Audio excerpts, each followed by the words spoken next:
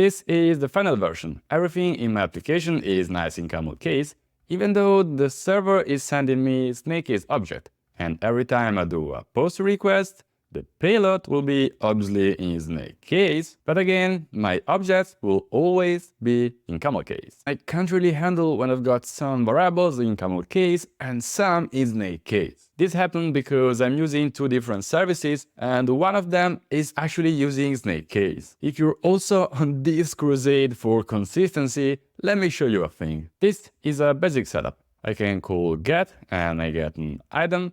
I can post and I will send my item to the server. And when I call get again, the ID will be increased by 1. So again, I post and the ID will be free. And I can reset. But what did you notice? This is SnakeCase. And we're gonna solve this in a really simple setup, which will also apply to your real case. This is the component you were seeing with 3 buttons and the item. I've got a method to get the item from the backend and one to post the item with the ID increased by 1.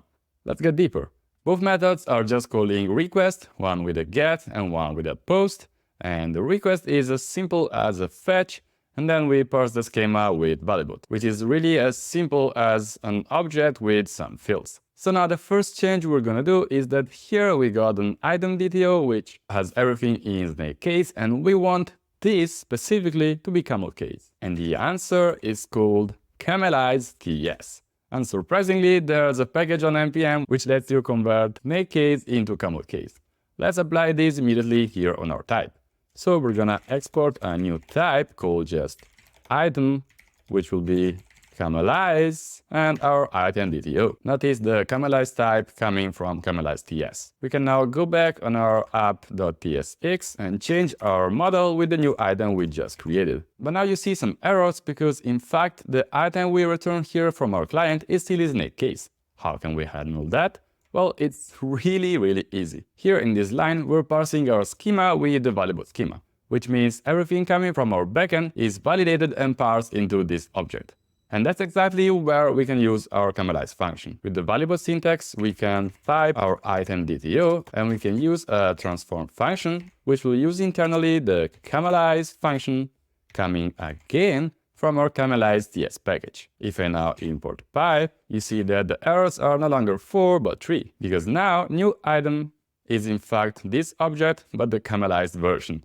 So I can get rid of the imports, and even if this is still erroring, let's see what happens in the browser. Because if I come here and I try again to call get, you will see that the item coming from our API is indeed still in SnakeCase. We have no control over that, but the item we're using in our flow is finally in camelCase. And really the only thing we changed is that we wanted to transform our item into the camelized version, and we defined a camelized type. But now if we want to fix the post, really all we need is to take an item object instead of the item DTO. And if we go back on app.tsx, these two fields are no longer item underscore ID, but we have to replace them with the camelCase version that is item ID. And if I save, you will see that all the errors are gone. So I can go back on the browser, and if I hit post, the API call failed. And the thing is that our backend is still using SnakeCase items. So if our payload is in camelCase, it's reasonable that the backend will not accept our object. So what can we do about that? Well, the first solution we found to use camelCase object was to call the camelize function that in fact you can call at any point in your code. If you have an object, you can call camelize with something and the output will be the camelCase version. But if you think about it, there must be something which does the opposite.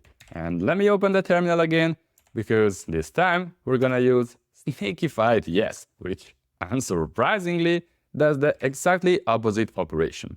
So here, before sending our body, that is in fact our camelized version of our SnakeCase object, we can say, hey, snakeify my item.